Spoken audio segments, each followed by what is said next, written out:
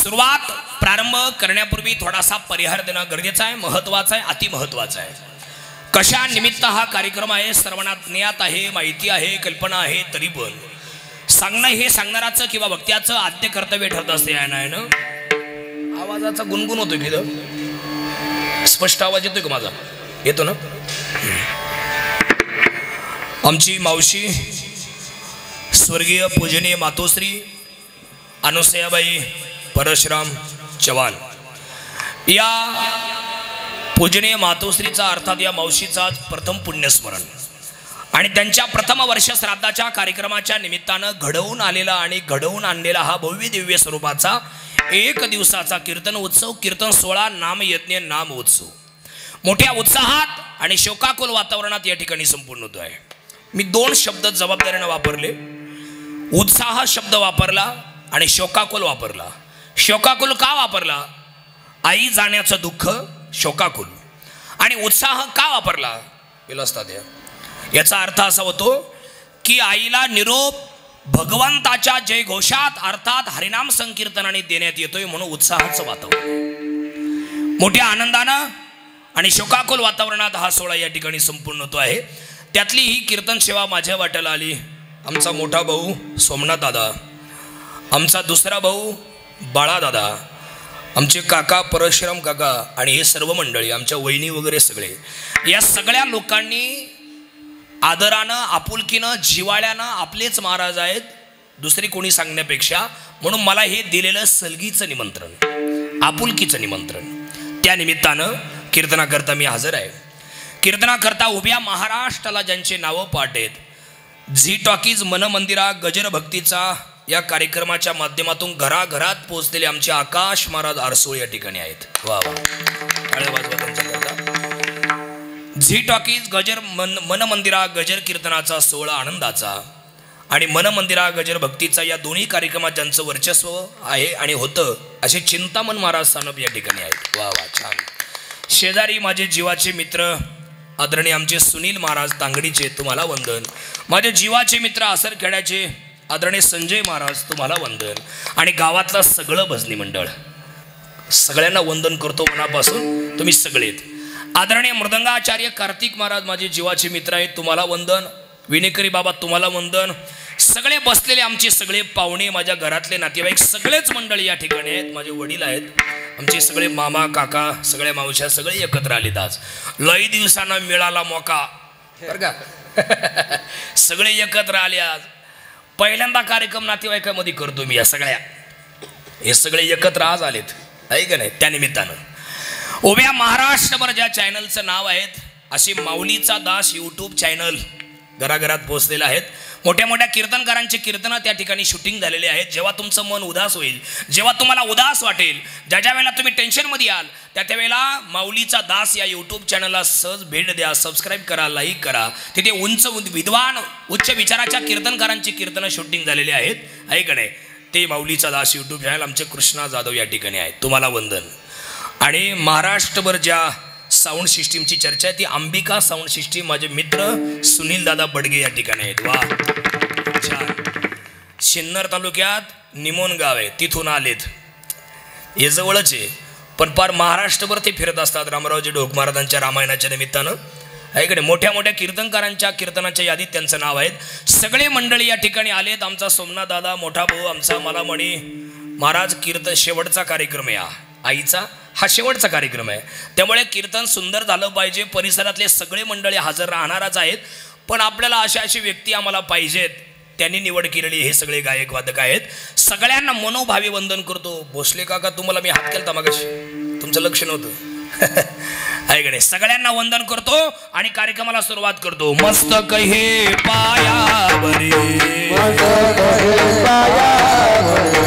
मस्त कहे पायावरी, यावर करे संताचा, वार करे संताचा, वार करे संताचा, यावर करे संताचा, वार करे संताचा, वार करे संताचा.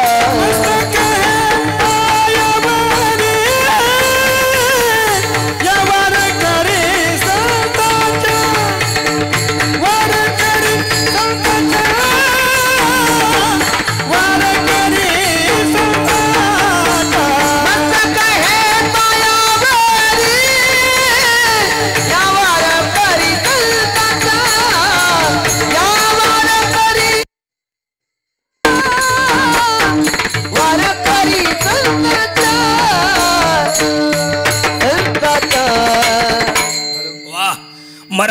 मरणादी सावध व्हावे, कीर्ती करून मरावे, जन्म घालू नये वाया, मानवाचे उत्तम काया.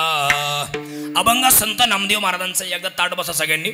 सुनील भाऊ याचा आवाज थोडासा क्लिअर करा, गुणगुण येतोय समोर. हा ऐका, थोडासा कडक करा आवाज, गेन बघा, ट्रबल बघा. हॅलो हॅलो, रिटर्नला आवाज. हा, अभंग संत नामदेव महाराजांचा आहे. आता बरोबर आहे. अभंग संत नामदेव महाराजांचा आहे आणि या अभंगातील तीनही चरणांचा सरळार्थ असा आहे. या अभंगातून संत नामदेवरायांनी सर्व जीवाला, सगळ्या जगाला उपदेश केलाय का जन हो माय बाप हो, अमूल्य किमतीचा मनुष्य देह, संतांनाही देवांनाही न मिळणारा असा मनुष्य जन्म. कारण स्वर्गातली लोक या देहाची अपेक्षा करत आहेत. स्वर्गीच्या अमर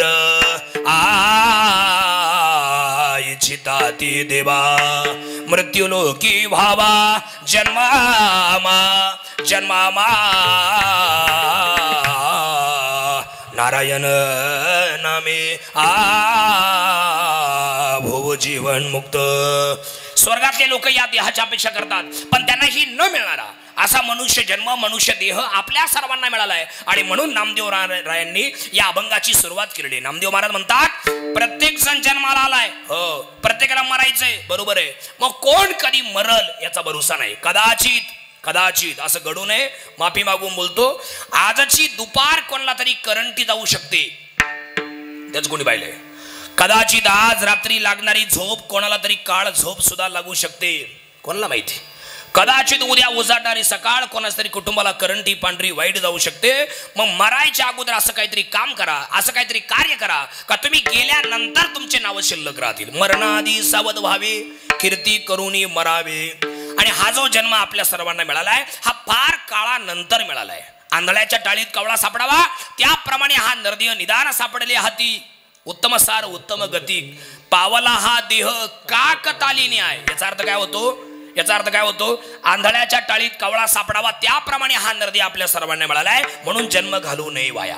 आणि अभंगाचा शेवट करताना किती गोड केलं बघा नामदेव महाराजांनी. आलेले पाहुणे ऐका, नामदेवराय म्हणतात, देवानी 84 लाख जीव तयार केले.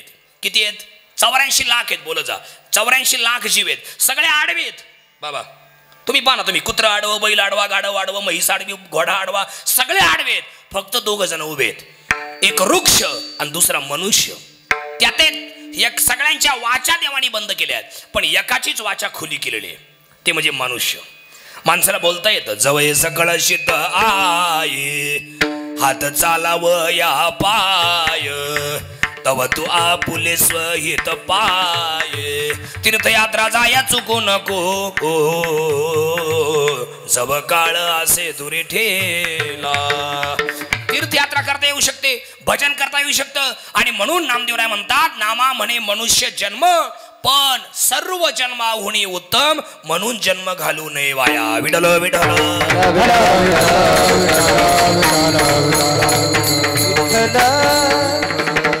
आज अनुसया आई अर्थात या मातोश्रीचा आज वर्ष श्राद्ध आहे. सांगू तुम्हाला, वर्ष श्राद्ध म्हणजे काय आणि पुण्यस्मरण म्हणजे काय.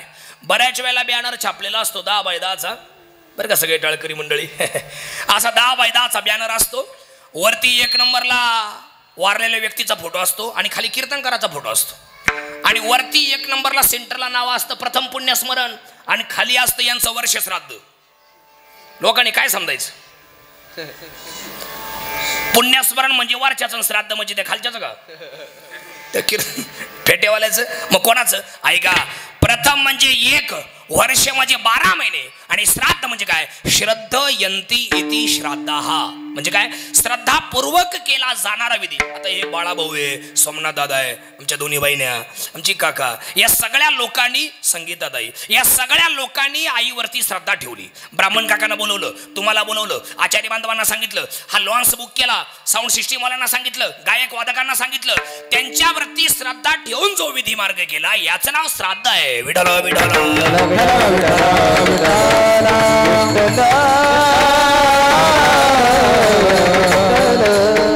आता प्रथम पुण्यस्मरण म्हणजे काय? प्रथम म्हणजे 1, पुण्य म्हणजे दिवस आणि स्मरण म्हणजे आठवण. एखादी व्यक्ती जर वारली तर ती व्यक्ती ज्या दिवशी वारली त्या दिवशी तिथी काय होती, म्हणजे दशमी होती का एकादशी होती, चतुर्थी होती का पंचमी होती, अमावस्या होती का पौर्णिमा होती, एकादशी होती का द्वादशी होती, काय तिथी काय होती. आणि मग त्याच तिथीला 1 वर्षानंतर त्या गेलेल्या व्यक्तीची आठवण करणे, त्यांच्या स्मृतींना उजाळा देणे, त्यांच्या आठवणी जागृत करणे, याचं नाव पुण्यस्मरण आहे. विठ्ठल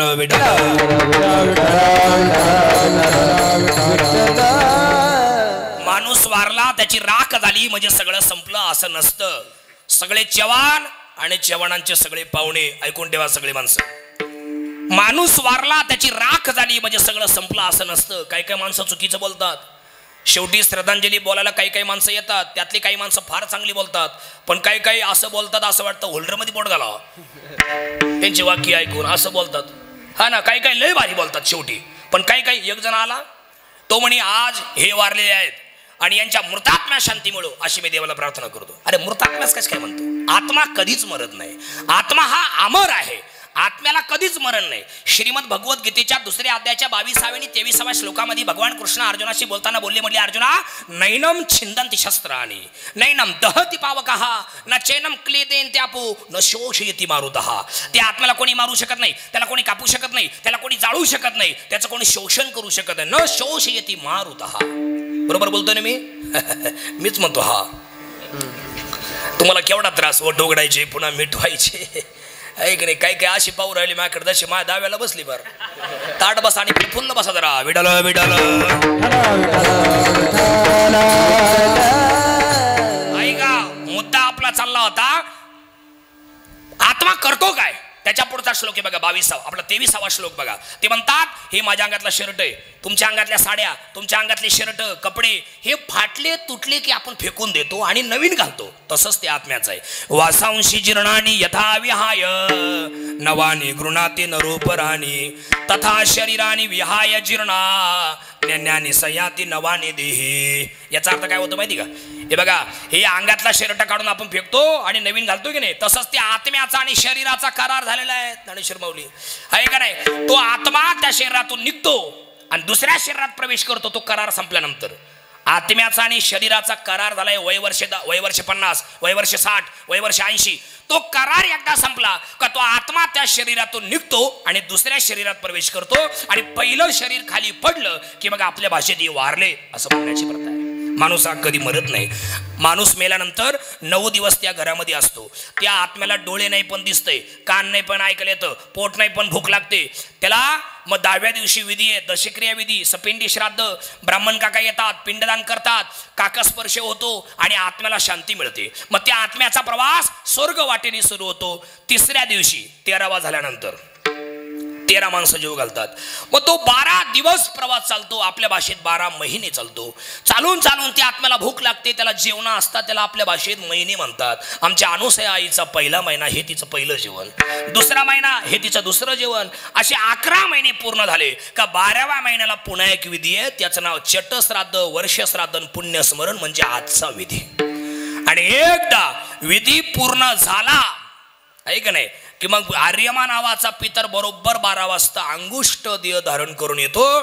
त्या पूजा केलेल्या ताटातला घास उचलतो. वर्ष श्राद्धाचा विधी कधी करायचा असतो याला पण नेम आहे. वर्ष श्राद्धाचा विधी गरुड पुराण सांगतं 11:45 चालू झाला पाहिजे आणि 11:45 संपला पाहिजे आणि बरोबर 12 वाजता घास ठेवला पाहिजे.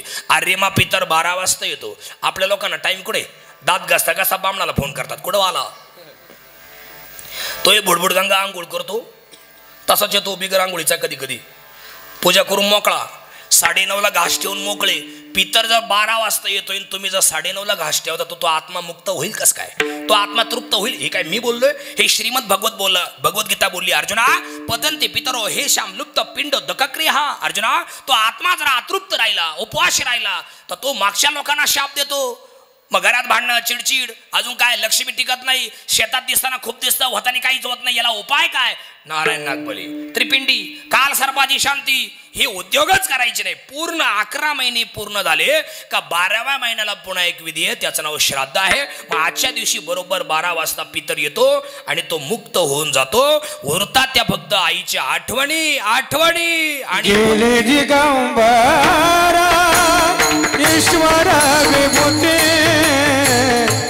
गेले दिगंबरा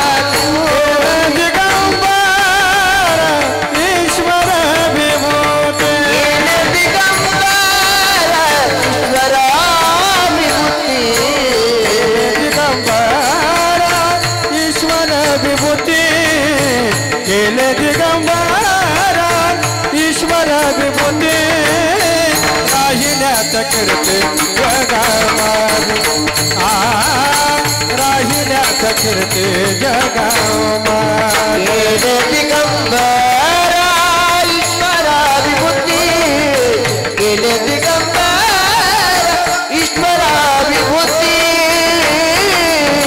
राहिल्या त्या कीर्ती जगामा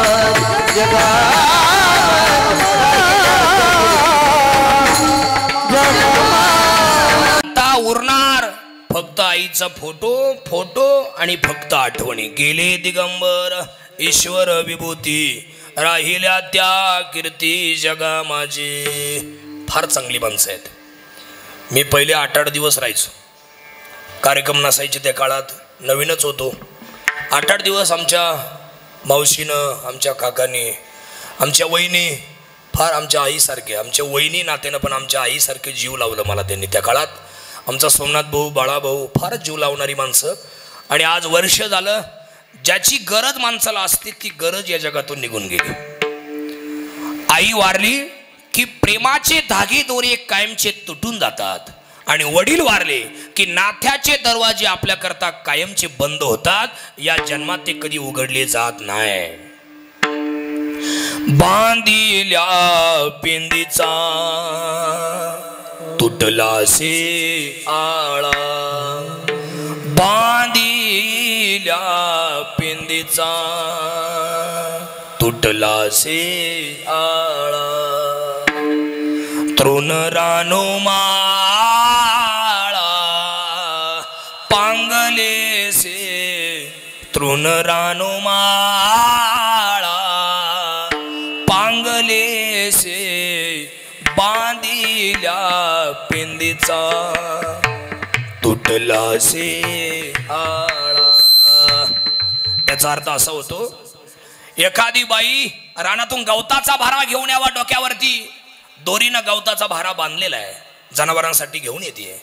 जोराचा वारा सुटला, सोसाट्याचा वारा सुटला आणि तो गवताचा भारा खाली पडला, ती दोर तुटली आणि ती गवत कसं रानोमान पांगून जातं, चिंध्या चिंध्या होतात, जिकडं सैरा वैरा धावतं. त्याप्रमाणे आमचा सोमनाथ भाऊ, त्याचं वय आता फार आहे, 40-45 पर्यंत पोहोचलाय, पण आई विना तो भिकारी आहे. आमचा बाळा भाऊ तोही मोठा आहे, पण आई विना तो भिकारी आहेत.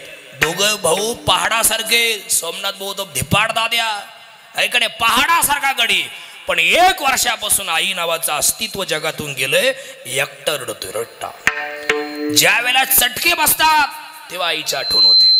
बांधिल्या पिंदीचा सुटला से आळा.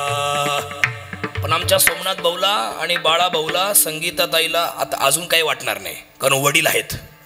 अजून नाही काही वाटणार. आई गेली, वडील आहे, काही वाटत नाही. पण जेव्हा वडीलही जातात, आई पण जाते, तेव्हा मात्र या जगात कोणीच नाही राहत.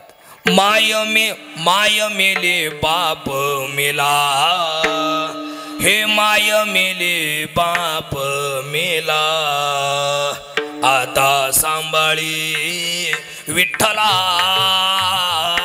आता सांभाळी विठ्ठला,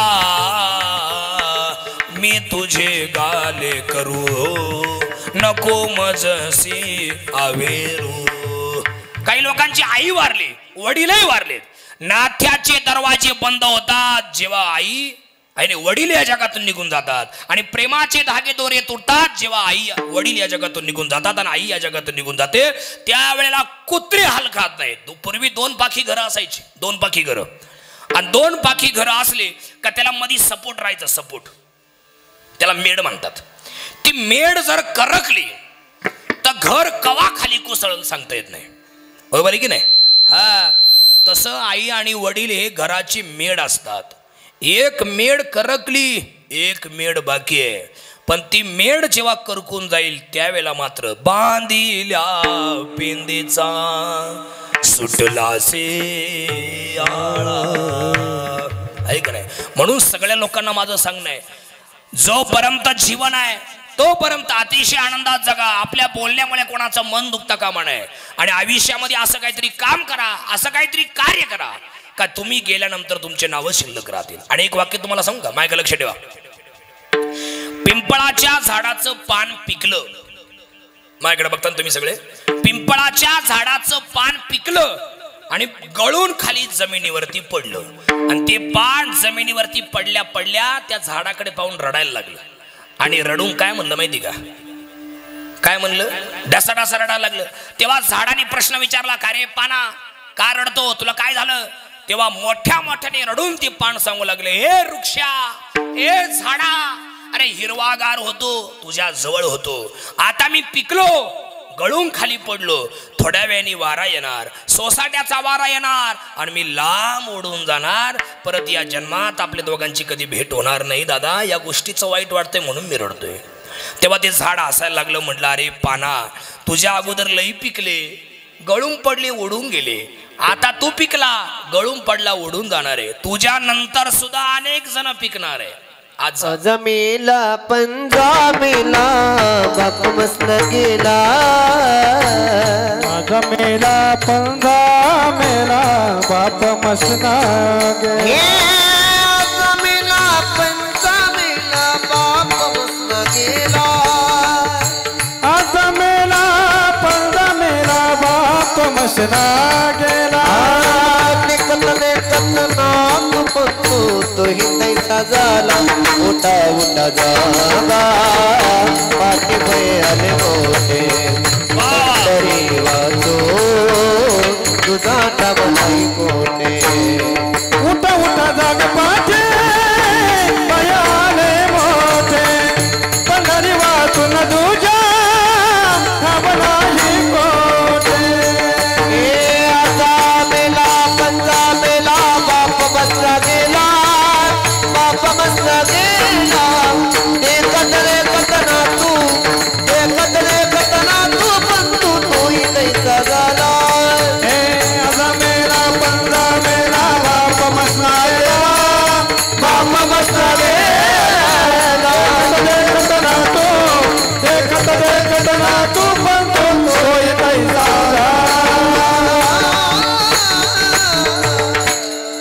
कालपर्यंत आज आपले आजोबा वारले, आजोबाच्या वयातली माणसं वारली, वडील वारले, वडिलांच्या वयातली वारली, पंजोबा वारले, पंजोबाच्या वयातली माणसं वारले. आजा मेला, पंजा मेला, बाप मसना गेला, देखत देखत नातू पण तोही तैसा झाला.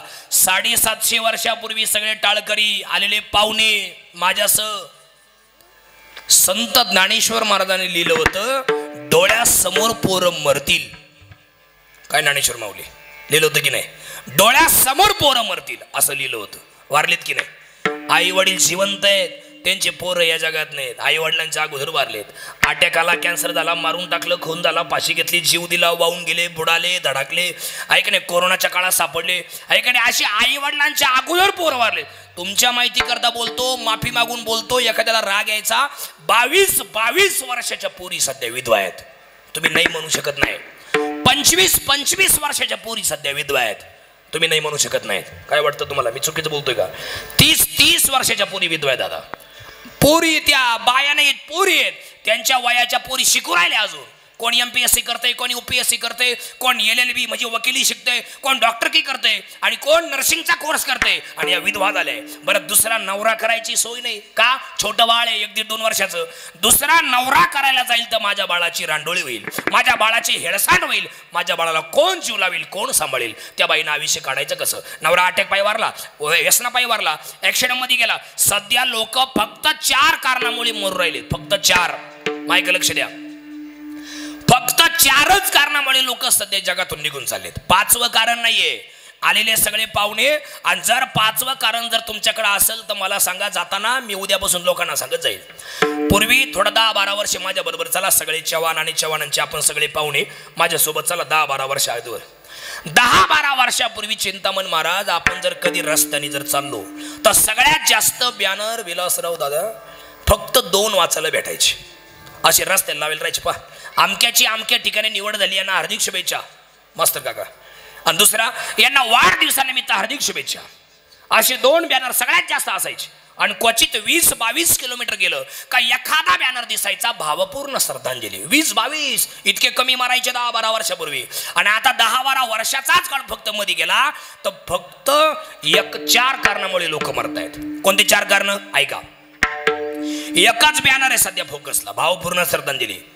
आता याचे एवढे काम कमी मारायचे तेव्हा आणि आता एवढे जास्त काम मारायला लागले, याची कारणं तुम्हाला सांगतो. आणि खरं बोलतोय की खोटं बोलतोय मला लगेच तुम्ही रिप्लाय करा, म्हणजे मला हलवी जा, म्हणजे मला कळल मी बरोबर बोलतोय. सध्या लोक 4 कारणामुळे मरतायत. पहिलं कारण फक्त अटॅकनी लोक चाललेत, फक्त व्यसनापायी लोक चाललेत, फक्त ऍक्सिडेंटमुळे लोक चाललेत आणि फक्त आत्महत्येपायी लोक चालले. बोला काय यातलं चुकीचं बोललो मी? फक्त अटॅक पायी लोक निघून चालले. अटॅक हा रोग नाहीये किंवा तो आजार नाही. तुम्ही कुठल्याही डॉक्टरला प्रश्न विचारा. आमच्याकडे भलं मोठं हॉस्पिटल आहे, आमच्या पंचकृषीचं वैभव माऊली हॉस्पिटल, डॉक्टर प्रल्हादराव डिरले. त्यांच्याशी मी गप्पा मारित होतो, बोलता बोलता सहज प्रश्न विचारला. म्हणलं डॉक्टर साहेब अटॅक रोग आहे का? ते म्हटले नाही. म्हटलं मग तो आजार आहे का? अहो नाही ना. म्हटलं मग अटॅक काय येतो? तेव्हा त्यांनी दिलेलं उत्तर आहे, झापड उडून गेलं होतं माझं. तुमचं तसंच होईल पा. उत्तरच त्यांनी तसं दिलं होतं, झापड उडून जाण्यासारखं उत्तर आहे. अटॅक रोग नाही किंवा तो आजार नाही. सुनीलराव अटॅक हा रोग नाही किंवा तो आजार नाही. मग अटॅक काय येतो माणसाला? जास्त टेन्शन, अति ताण, ओव्हरलोड चिंता, अति डिप्रेशन झालं की मेंदूला ताण पडतो आणि मेंदूला ताण पडला का मेंदूची विचाराची पातळी कॅपॅसिटी डायरेक्ट संपून जाते, म्हणजे 0% होते. आणि मेंदूची विचाराची पातळी एकदा संपली का शरीरातला बीपी हाय लो होतो आणि शरीरातला बीपी हाय लो झाला, ब्लड प्रेशर कमी जास्त आणि माणसाच्या हृदयाला रक्त पुरवठा करणाऱ्या मूळ ज्या 3 रक्तवाहिन्या असतात त्या ब्लॉक होतात. कोणाची 20% ब्लॉक, कोणाचे 30% ब्लॉक, कोणाचे 80% ब्लॉक, काहींच्या 80% ब्लॉक. आणि त्या रक्तवाहिन्या ब्लॉक झाल्या की माणसाच्या हृदयाला रक्त पुरवठा वेळेच्या वेळेला आणि पुरेसा होत नाही. आणि रक्त पुरवठा वेळेच्या वेळेला आणि पुरेसा न झाल्यामुळे प्रचंड घाम येऊन तडफडून माणसं मरतात आणि त्याला आपल्याकडे याला अटॅक आला असं म्हणतात. माझ्या समोर जेवढे बसलेत ना, तुम्हाला मी प्रश्न विचारते, तुमची जर कोणाची इच्छा असेल मला अटॅक यावा तर ऐकून ठेवा. आहे का कोणाची इच्छा मला अटॅक यावा? मला म्हणजे मला नाही, तुम्हाला काय म्हणजे तुला का? मग लगेच येऊ दे, कीर्तन करून लगेच जाय. तुम्हाला सांगतोय मी, जर तुमची कोणाची इच्छा असेल अटॅक यावा तर सोपा उपाय ऐका. शेजारच्या घरात काही भांडण बिंडण झालं का आपण टेन्शन घ्यायचं ना, अटॅक येऊन मरायचं. पण उरलेल्या आयुष्यात कधीच आपल्याला अटॅक नाही आला पाहिजे अशी जर इच्छा असेल ना तर सोपं वाक्य, काल काय झालं आपल्या आयुष्यात अजिबात आठवायचं नाही. रात गई बात गई. उद्या काय करायचंय हे उद्या सकाळी दात घासल्यानंतर पाहू, पण आज काय करायचंय याच्यावरती पूर्ण लक्ष द्या, फोकस करा. उभ्या आयुष्यात माणसाला कधी अटॅक येणार नाही. विडलो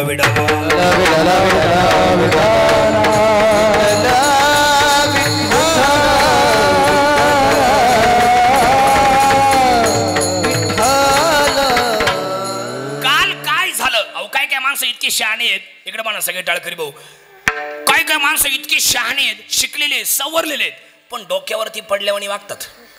काहीतरी सकाळी 8 वाजता देनेवाडीतून, मतेवाडीतून, आसरी खेड्यातून, बरं का, तांगडीतून निघतात आणि दिवसभर चांदवडला येऊन बसतात काहीतरी काम घेऊन आणि संध्याकाळी पुन्हा 8लाच घरी. अरे घरी आले का आल्या बायकोवर चिडचिड, अरे बा माझं एक काही काम नीट नाही झालं. अरे कसं काय होईल? तू जे काम घेऊन सकाळी चांदवडला गेला 8ला, संध्याकाळी पुन्हा 8ला देनेवाडीला आला, जे काम करायचं होतं ते काम करायचं सोडून दिलं, तू तिथं जाऊन कालचं टेन्शन घेत बसला, उद्याची चिंता करीत बसला. तुझं आजचं काम होईल कसं काय? त्याच्यामुळे कालचा मरू द्या, कालचा भूतकाळ होता, भूतकाळ मेला. भूतकाळ काय झाला? मेला. भविष्यकाळ पाहू उद्या. इकडे जगतो का मरतो ही आमची मावशी उद्या जाणार आहे, हिनं कोणाला फोन केला का मी चालली या माझ्या उद्या मौतीला?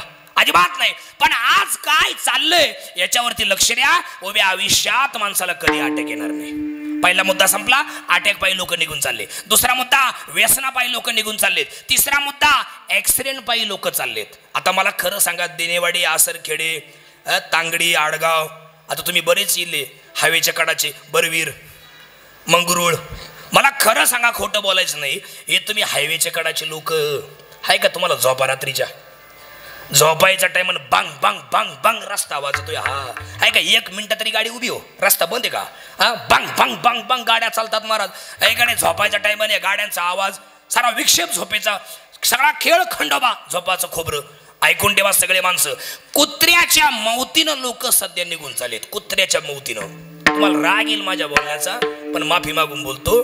गाड्या चालवताना घरी आपली बायको वाट पाहते, पोरग वाट पाहते, बहीण वाट पाहते, आपले आई वडील वाट पाहतात, याची जाणीव ठेवून गाड्या चालल्या पाहिजे. काय चुकीचं बोलतो का मी? हा, तुमचे वडील रात्री 12 वाजता उठतील, माझा बाळू रोज 10 वाजता येतो, अजून का बरं नाही आला? तुमची आई उठेल, अजून माझा पोरगा घरी नाही आला. तुमची बहीण उठेल, अजून माझा भाऊ घरी नाही आला. तुमची बायको उठेल, अजून माझा नवरा घरी नाही आला. तुमचा बाळ उठेल, अजून माझा पप्पा घरी नाही आला. पण माफ करा, तुमच्या वडिलांना काय माहिती माझ्या पोराची चिरफाड चालू आहे सिव्हिलला. तुमच्या बायकोला काय माहिती त्याच्या कपाळाचं कुंकू इथं लावायचं, तो गेला रात्री. तुमच्या बाळाला काय माहिती आता माझा पप्पा कधीच मला भेटणार नाही, कॅडबरी खाऊ आणणार नाही. तुमच्या बहिणीला काय माहिती रक्षाबंधनचं नातं आता कायमचं संपलं. सावध ठेवून गाड्या चालवे चला. कोणीतरी आपली वाट पाहतंय याची जाणीव ठेवून गाड्या चालल्या पाहिजे. बरोबर बोलतोय का मी? हा, मी सध्या आमचे माणिक आप्पा आलेत, महाराष्ट्रभर नाव आहेत, महाराष्ट्रभर फिरण्याचा प्रसंग आहे. स्वामी कृपेनं, तुमच्या सगळ्यांच्या कृपा आशीर्वादानं महाराष्ट्रावर फिरलो. 36 जिल्ह्यांपैकी 25 जिल्हे माझ्याकडून आज झालेत. मला तुम्हाला एक सांगायचं आहे, पुढचं सांगायचं महत्त्वाचं. रोज प्रवास आहेत, रोज प्रवास आहेत साहेब, रोज प्रवास आहेत. एक महिन्यातले 25-26 दिवस प्रवास आहेत. पण माझे वडील समोर बसलेले आहेत, माझी आई आहेत. हे लोक जर मला घरी सांगावं लागतं मी आज येणार नाही, किंवा असं काहीतरी माझ्या पोराला मला सांगावं लागतंय, अण्णाला जाऊन सांग मी येणार नाही असं काहीतरी सांग, तर ते झोपतात. नाही तर तुम्हाला ते समोर विचारा तुम्ही, मी जर सांगून जर नाही गेलो मी येणार आहे की नाही येणार आहे, तर ते झोपत नाही. पहाटे 3 वाजता येऊन मला हरणं वाजावं लागतं. ही सत्य घटना आहे, खोटं बोलू शकत नाही ना, समोरच ते मागं पुढं असतो, खोटं बोलणं असतो. पहाटे 3ला जरी आलो तर मला एक मोठ्याने हरणं वाजवावं लागतं. मी लोकांचा विचार करीत नाही आता हे बाकीचे उठतील का काय, पण मला त्यांना कळायसाठी हरणं वाजवावं लागतं. ऐकलं, तेव्हा ते झोपतात. नाही तर टाकामाका स्लॅबकडं. कारण 3 अपघात माझे झाले होते, 3 पलट्या मारल्या आहेत. एकदा कोलटेक फाट्याव गाडीनं, आहे का नाही, एकदा तिकडं मुंबईला जाताना, एकदा इकडं ते सोलापूर जाताना, आहे का नाही. हे सगळं त्याच्यामुळं काळजी आहे, कोणीतरी आपली वाट पाहतंय याची जाणीव ठेवून गाड्या चालवी चला. आणि शेवटचं कारण आहे आत्महत्या. लोक तडकाफडकी निर्णय घेऊन राहिले, तडकाफडकी. कसे निर्णय घेत आहेत? माझ्याकडे बा मी इकडे. तडकाफडकी निघून चाललेत. कसे? नवरा बायकोचं भांडण झालं का नस कापायचं, निघायचं. सोपा उपाय, मरायचा. काही कर्जबाजारीपणा बोकांडी झाला, नातेवाईकांचे काही भांडणं झाले, प्रॉपर्टीवरून इस्टेटीवरून काही झालं का चराटी इथं बांधायचं, झाडावर चढायचं, खाली उड्या आणायच्या, जायचं निघून.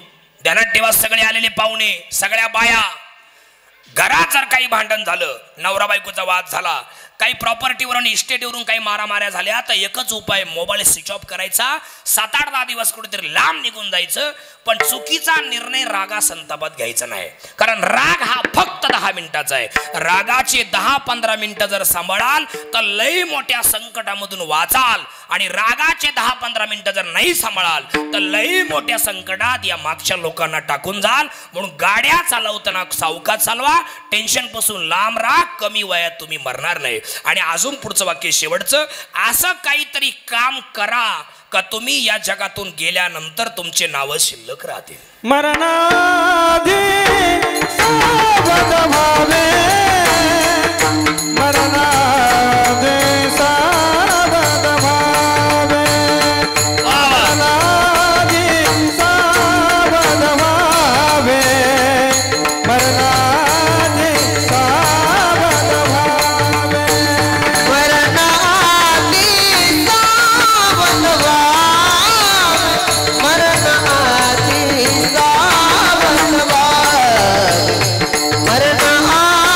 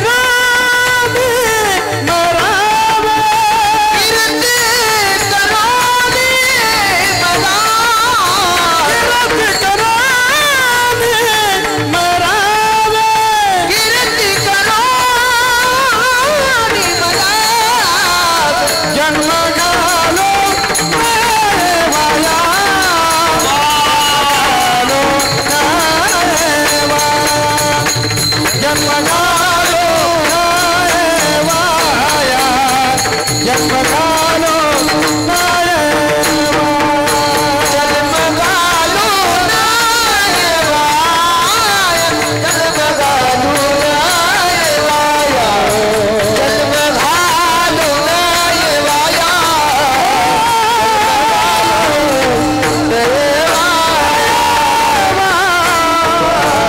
ती शंका अशी आहे या दोघांबद्दल, यांनी दोघांनी काय मागल्या जन्मात काय कोकिळा खाली होती काय?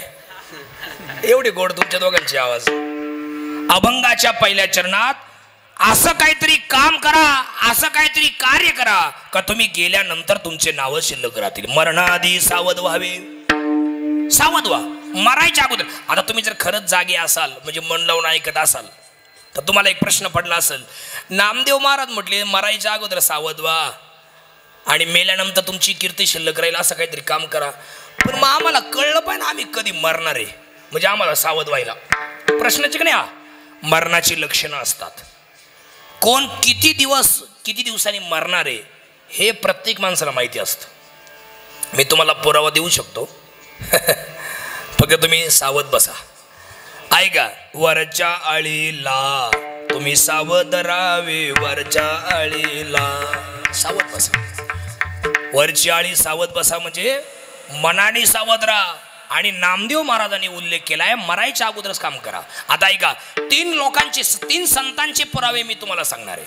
पहिला पुरावा संत तुकाराम महाराजांचा आहे, दुसरा पुरावा संत ज्ञानेश्वर महाराजांचा आहे आणि पहिला पुरावा मधला पुरावा हा ग्रंथातला आहे. 6 महिने प्रत्येक माणसाला अगोदर माहिती असतं मी मरणार आहे. देव का पुरावा, ऐका पुरावा, ताट बसा सगळे. पण काही लोक सध्या मरणाला विसरलेत. पण एक वाक्य त्यांना ठेवा, मरणाला जरी आपण विसरलो असलो तरी पण मरणाच्या खात्यावर जो बसलाय वरती तो नाही आपल्याला विसरला, हे ध्यानात ठेवायचं. थोडंसं गावठी बोलतो, गावठी आपल्या ग्रामीण भागातलं नाशिक जिल्ह्याची भाषा.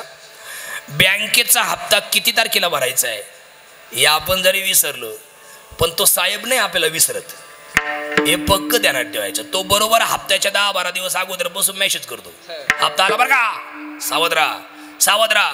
तसा बँकेवाल्यांचा संदेश 10-12 दिवस अगोदरपासून सुरू होतो, तसा मरणाचा संदेश 6 महिने अगोदरपासून सुरू होतो.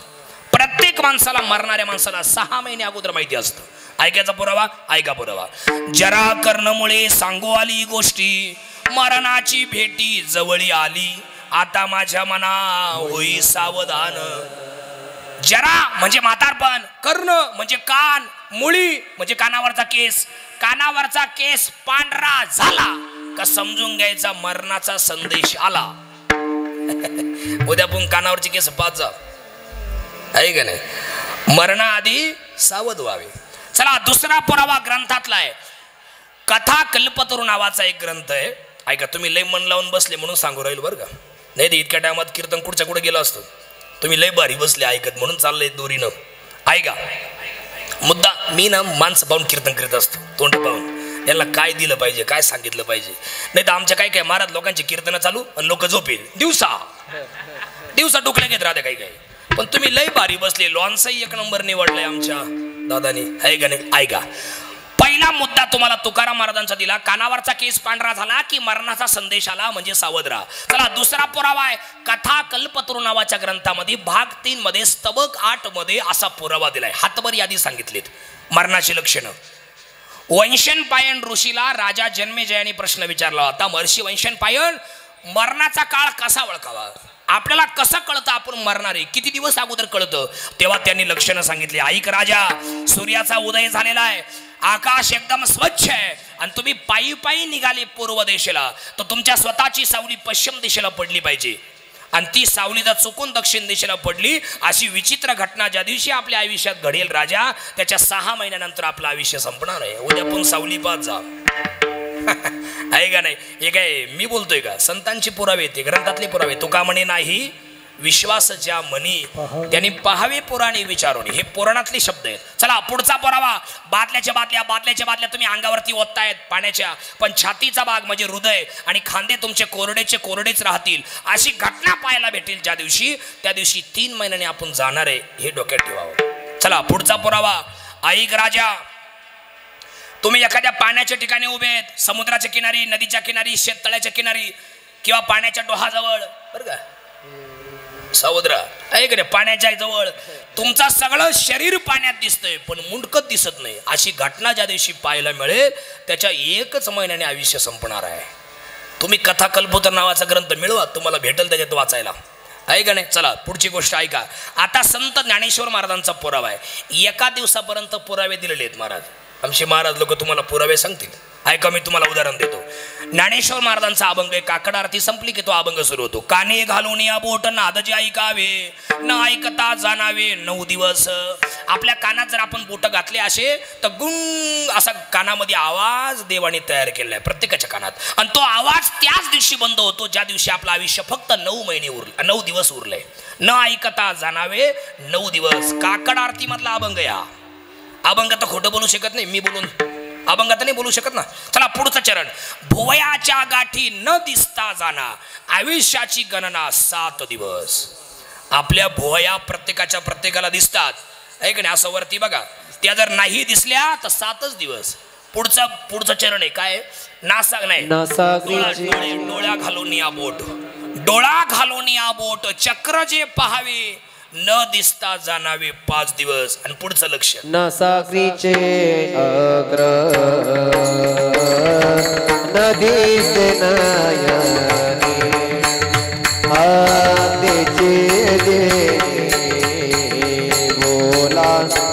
दे बोला रामकृष्ण. हे नासागरीचे अग्र न देखता नयने आतेचे देणे मना राम कृष्ण. नासाक्रीचे अग्र नदीस नयनी त्याची दिने मना रामकृष्ण. त्याची दिने बोला रामकृष्ण. हे नासागरीचे अग्र नदीचे नयनी त्याची देणे मना राम कृष्ण. त्याची देणे मना राम कृष्ण. नासाग्रीची आग्रह न दिसता नयनी त्याची दिनी म्हणा रामकृष्ण. नाकाचा शेंडा प्रत्येकाला दिसतोय तुम्ही पाहू शकता आणि तो जर नाही दिसला तर समजून घ्यायचा संध्याकाळी कार्यक्रम आपला उरकतोय आज आहे का नाही. हे संतांचे वाक्य आहे आणि जर हे कोणाला खोटं वाटलं तर माऊलींनी शेवटचं प्रमाण दिले. ज्ञानदेव म्हणे हे साधूचे लक्षण अंतकाळी आपण पाहावे की. चला झालं क्लिअर बरोबर आपलं आलं. मग याच्यातलं एक जरी लक्षण कमी असलं तरी मरणाधी सावध व्हावे मरणादे सावध व्हावे मरणाधी सावध व्हावे मरणादे सावध व्हावे. कीर्ती करो ने ओरावे कीर्ती करो ने ओरावे कीर्ती करो ने ओरावे. मरणाती सावध व्हावे मरणाती सावध व्हावे मरणाती सावध व्हावे मरणाती सावध व्हावे. मरणादे सावध व्हावे मरणादे सावध व्हावे मरणादे सावध व्हावे मरणादे सावध व्हावे. कीर्ती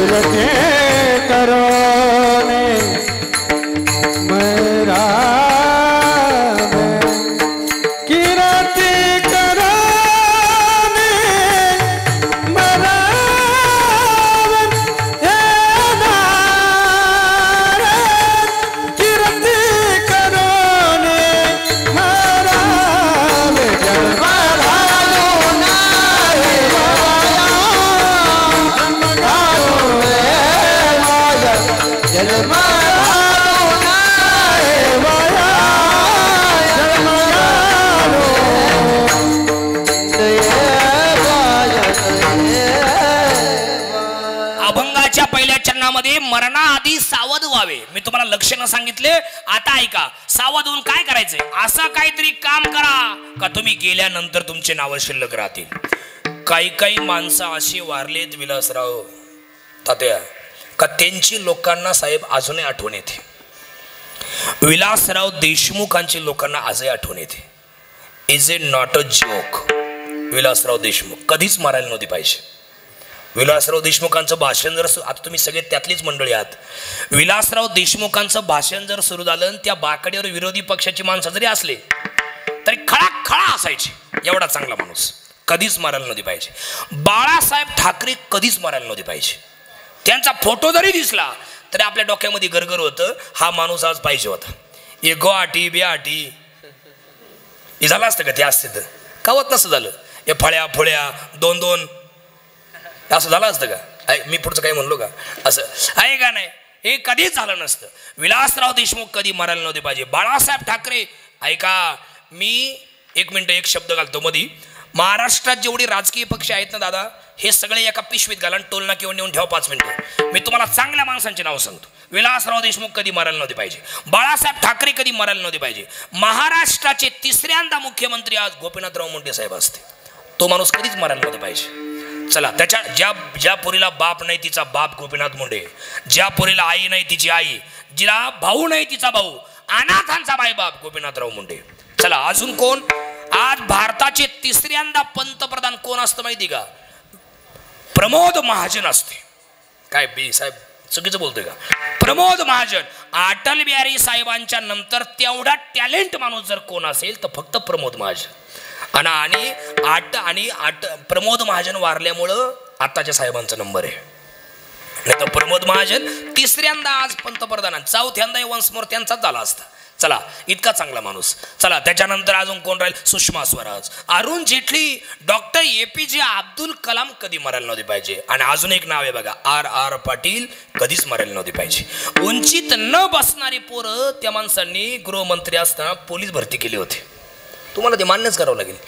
मी तुम्हाला चांगल्या माणसांचे नावं सांगतोय, राजकारणी लोकांचे नाव नाही सांगत, चांगल्या माणसांचे नाव सांगतोय. मी जर असं पुण्या मुंबईत जर कीर्तनाला गेलो ना, असे एवढले उंचीचे पोलीस मी पाहिले का मला टेन्शन यायचं होई नाही. मला असं वाटायचं यांच्यापेक्षा मी मोठा आहे, यांना कोणी भरती केलंय, यांचे कपडे मी घालू का, असं वाटायचं मला. पण तपास आमती मॅच डोकं लावलं म्हणलं, यांच्या काळात गृहमंत्री RR पाटील असले पाहिजे. कारण RR पाटलाची उंची कमी होती, पण सपुऱ्या बुद्धीचा माणूस. त्यांनी विचार केला असला, अरे नशिबाने हे खातं माझ्या पदरात पडले गृहमंत्री. आणि ऐका, मी पण गरीबाचाच आहे, मी पण शेतकऱ्याचाच आहे. अरे बिचारे रात्रीचे उठतात, डांबरीला पळतात, मिलिटरी भरतीवाले, पोलीस भरतीवाले, गोरगरिबाची पोर आहे. अरे हे खातं माझ्याकडून जायच्या आत गोरगरिबांचं कल्याण करून टाकू म्हणून उंचीत न बसणारे पोरं त्या माणसांनी RR पाटलांनी गृहमंत्री असताना भरती केली होती. कधीच मरायला नव्हती पाहिजे माणसं. आता पुढे ऐका, अटल बिहारी साहेब कधी मरायला नव्हती पाहिजे. तुम्हाला त्यांची गंमत सांगतो, तुम्हाला लय हसू येईल, हसा तुम्ही, काय अडचण नाही. त्यांची सभा होती 2 दिवस बिहारला. अटल बिहारी का मरायला नव्हती पाहिजे? इकडे बना. त्यांची सभा होती 2 दिवस बिहारला आणि मध्ये 1 दिवस गॅप होता, आणि त्या गॅपमध्ये लालू प्रसादांची सभा होती. आता अटल बिहारींची सभा झाली आणि दुसऱ्या दिवशी लालू प्रसादांची सभा. लालू प्रसाद काय म्हणले? अटल बिहारीचं काय काम, माझ्या भागात येऊन सभा घ्यायचं. संपली सभा. आणि दुसऱ्या दिवशी पुन्हा अटल बिहारींची सभा. आता अटल बिहारी होते ते, त्यांच्या जिभेवर कोण बसेल होती? सरस्वती. ती काय म्हणले माहिती का? लालू प्रसाद, तुम्ही फक्त बिहारी आहे, मी अटल बिहारी आहे. काय भाषा आहे का नाही? कोण आहे मी? तुम्ही फक्त बिहारी, पण मी अटल बिहारी आहे. काय भाषा असायची? हे लोक कधी मरायला नव्हते पाहिजे. आता मी यांचे नाव का घेतले? इकडे बा. हे लोक कधी कोणाला उभारले नाही, हे लोक कधी कोणाला वाईट बोलले नाही. आणि जरी यांच्या भाषणातून एखादा शब्द कोणाला सुटला असेल आणि कोणाला लागला असेल तर भाषण संपेपर्यंत कार्तिक महाराज त्यांच्यावर त्यांनी फोकस केला होता. आणि भाषण संपल्या सांगितलं होतं, तुझा बाप आणि माझा बाप एक आहे बरं का. तुझी आई माझी आई एक आहे, आपण एकाच बापाचे आणि एकाच आईचे लेकरे. झालं गेलं इथंच विसरायचं आणि लगेच नव्याने सुरुवात करायची. म्हणून हे लोक आजही जिवंत आहे. या लोकांसारखं आपण करा. काय काम करा? ऐका, आपल्याला पहिलं चरण सोडवायचं. ऐका, यांचे नावं ज्ञानेश्वरीत नाहीये, यांचे नावं आजच्या अभंगात नाही. ही लोक देव नव्हते, पण देवापेक्षा कमी नव्हते. विडालो विडालो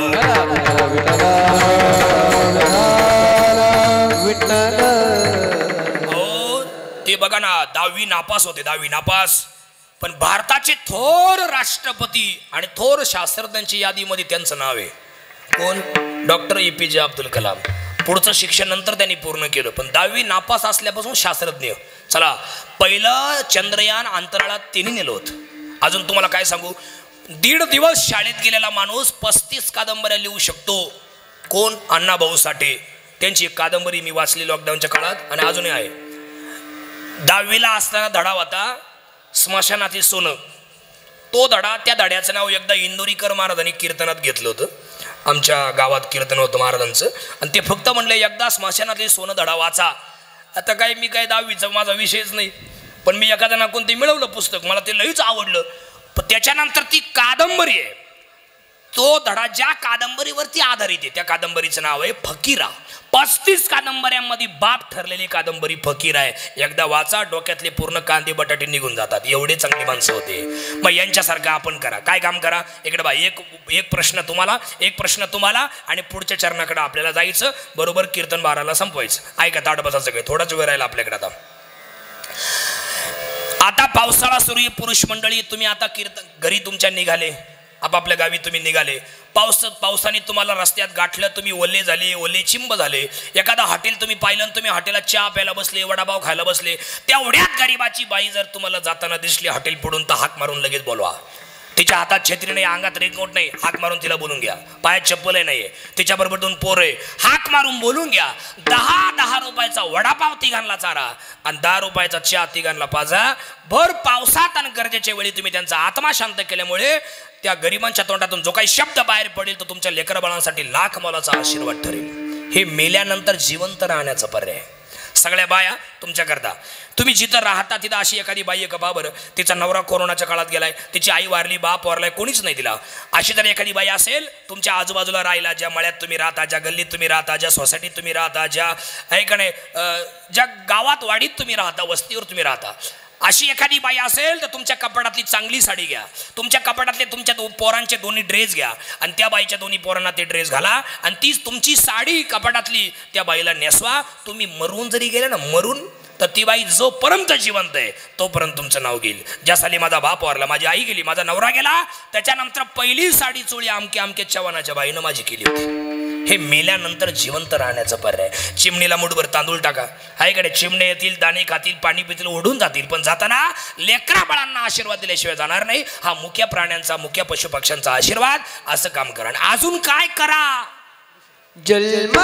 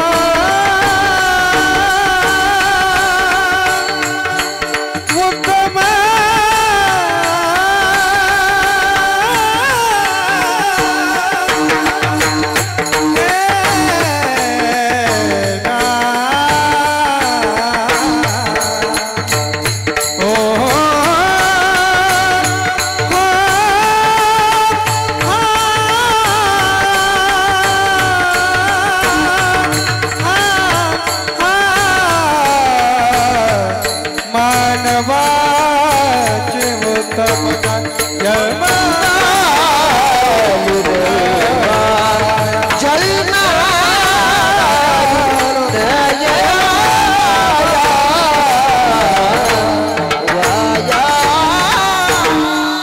अभंगाच्या दुसऱ्या चरणामध्ये नामदेव रायांनी सांगितलं जन्म घालू नये वाया. काय काम करा? 12 गोष्टी आहे तेवढ्या सांगतो आणि थांबतो. आता 12 वाजले आपले कीर्तनाचे घड्याळाचे. ऐका फार महत्वाच्या गोष्टी आहेत तेवढ्या घरी घेऊन जा. संपलं आपलं कीर्तन.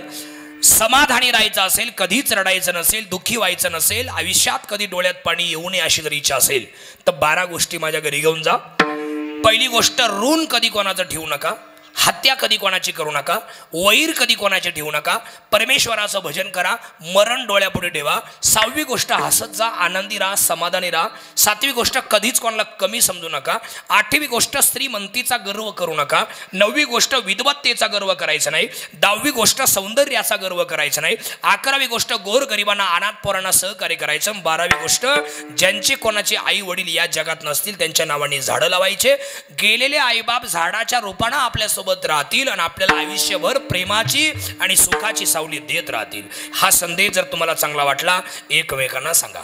पहिली गोष्ट, महत्वाच्या 3 सांगतो आणि थांबतो. आता या 12 सांगितल्या सगळ्यांच्या पाठच आहे. या 3 गोष्टी लक्षात ठेवा.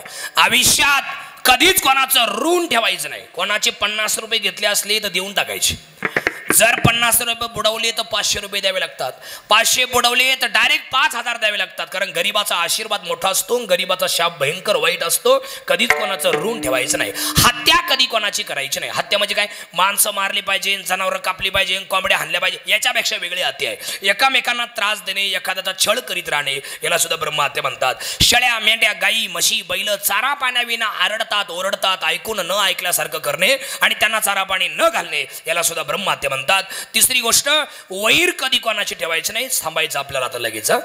वैर, आलेले सगळे पाहुणे, आदरणीय पूजनीय मातोश्री अनुसया बाई चव्हाण या मातोश्रीच्या पुण्यस्मरणाला आलेले सगळे पाहुणे ऐका. तुमच्या नातेवाईकांनी, तुमच्या वैर्यांनी, तुमच्या पाहुण्यांनी तुम्हाला किती त्रास देऊ द्या, तुम्ही रिप्लाय करायचं नाही.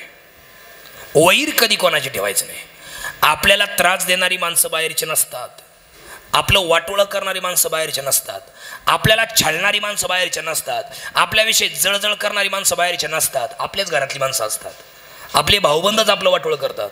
त्याच्यामुळे लई जवळ कोणाच्या जायचं नाही आणि लई लांब कोणाच्या राहायचं नाही. लई जवळ जाल तर लई रडाल आणि लई लांब राहाल तर कायमची वाळीत पडाल. त्याच्यामुळे दुरून डोंगर साजरे असं जीवन जगा. विस्तवासारखं राहायचं. विस्तवाच्या लई जवळ गेलं का चटका बसतो आणि लई लांब गेलं का काय होतं? थंडी वाजते. त्याच्यामुळे चटकाही नाही बसला पाहिजे, थंडी नाही वाजली पाहिजे. लईच थंडी वाजेल दिसते. ऐका ना, नाही खरंय महाराज त्यांचं विचाराचं काय चुकलं. छत्रपती संभाजी महाराजांचा घात करणारी माणसं बाहेरची नव्हती. त्यांच्या घरातली 3 जण होते. इकडे बा सगळी माणसं फक्त बाहेर काय ऐका, नाही तर ऐका अर्ध वटन द्या मला गुतून. एक तर लई मुळावर आहे आमच्या काही काही. एकाला दिलं काय आमच्या घरी बसून. त्याच्यामुळे बाहेर काय ना ऐका, लई सावध बोलावं लागतं. छत्रपती संभाजी महाराजांचा घात करणारी माणसं बाहेरची नव्हती बसले. त्यांच्या घरातली 3 जण होते. त्यांची सावत्र आई आणि बायकोचे 2 भाऊ गणोजी आणि कान्होजी. या ऐका ना, या दोघांनीच महाराजांचा घात केला. आणि तेव्हापासून बायकोच्या भावाला साला म्हणण्याची पद्धत आहे. आणि काय संघर्ष आहे बघा ना तुम्ही. 2.5 वर्षाचे होते छत्रपती संभाजी महाराज तर सख्खी आई वारली, पण बाप जिवंत होता. त्यामुळे काही वाटलं नाही. रयतेचा राजा, गोरगरिबांचा वाली छत्रपती शिवाजी महाराज 6 तारखेला आहे. सर्वांनी 1 मिनिटं ताट बसा. मी तुम्हाला काही नियम सांगतो. सगळे आपण आता पंढरपूरला जाणारच आहोत, पण ज्या लोकांना जायला जमणार नाही त्यांना एक उद्योग सांगतो.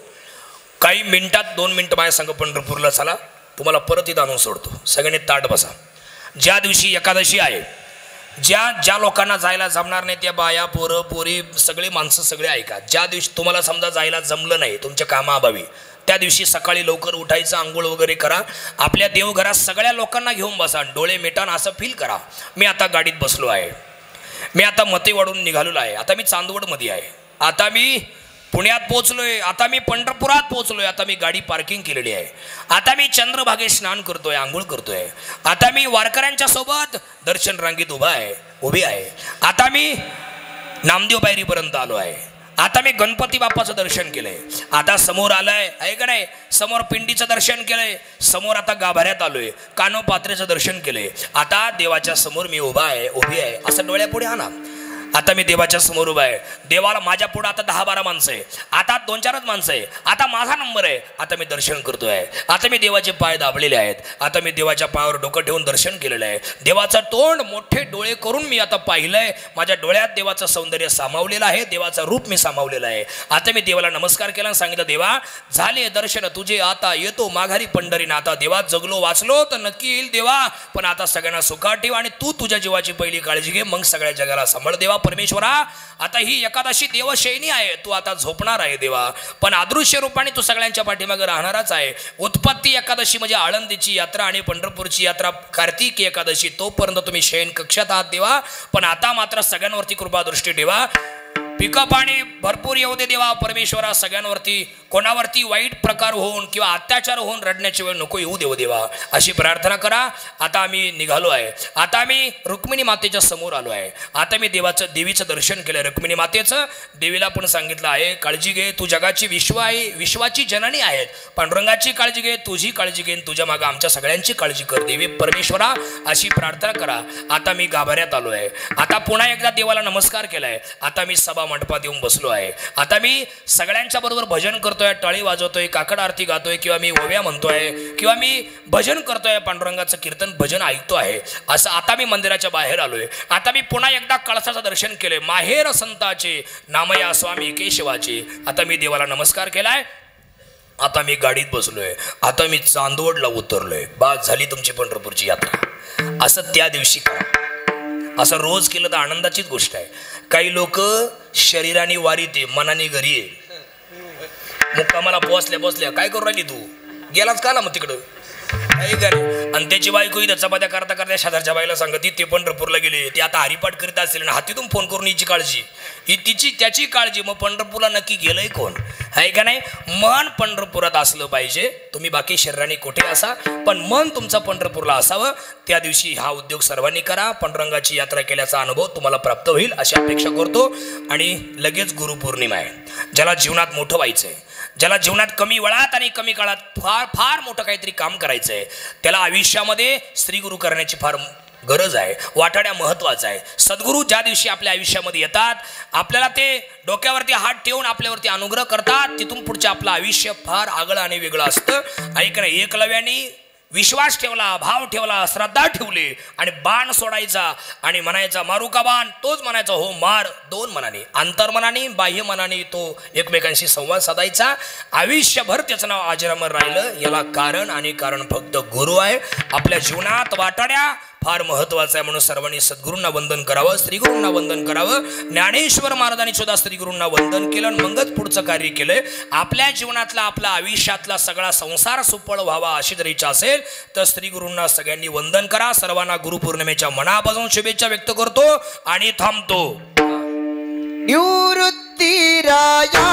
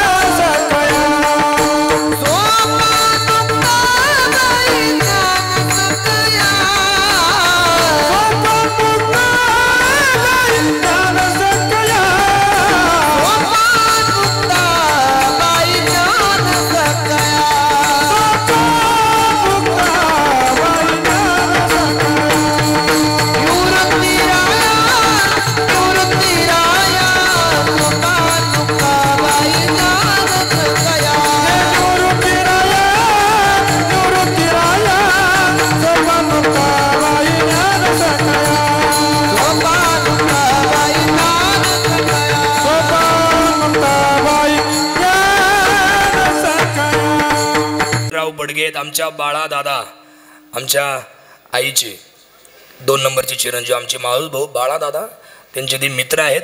आमचा सोमनाथ दादानी फार आपुलकीनं जिवाळ्याचं निमंत्रण मला दिलं तर म्हटले तुम्हीच पाहिजे महाराज.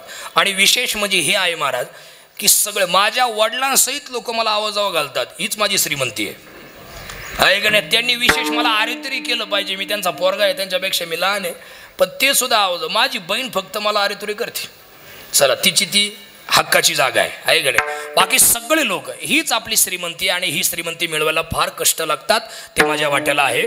आणि सगळीच मंडळी आळंदीला जाण्याचं कारणही बी आहे तसंच होतं, आणि त्यानिमित्ताने इथं आलो. आणि सगळ्यांना वंदन करून आमचे मामा पाठीमागं बसले भाऊसाहेब घुमरे, वा वा गुरुजी आहेत ते, त्यांच्याकडे शिकायला होतो मी. एकदा फार मोठी चूक घडली, असं दिली ठोन निबार, आमच्या आजीला काही सहन झालं नाही, आजीनं लगेच नेऊन घातलं. हे काय दोघे आहेत बघा आमचे मामा बसलेले आहेत, रामभाऊ मामा आहेत, दौलत मामा सगळेच आहेत. वडिलांना बी टेन्शनच झालं, लगेच आळंदीला नेऊन सोडलं. पण ती कानाखाली बसलेली सनक अजून आहे, अजून तशीच आहे. त्यांना पाहिलं का ती लगेच अशी असं वेदना होतात, आहे का नाही. म्हणजे त्यांची कृपा आहे, वडिलांची कृपा आहे, आणि सगळ्यांचा आशीर्वाद त्यानिमित्ताने इथं आहे. ही सनक प्रत्येकाच्या बसली पाहिजे, तेव्हा माणूस मोठा होतो. विठ्ठल जय जय विठ्ठल, जय विठ्ठल जय जय. बोलले पुरे देवा पुरे क्षमा अपराध महाराज तुम्ही शुद्ध. आयुष्याला अधिकार करा क्षमा अपराध महाराज तुम्ही शुद्ध. ज्ञानेश्वराचा पाया करा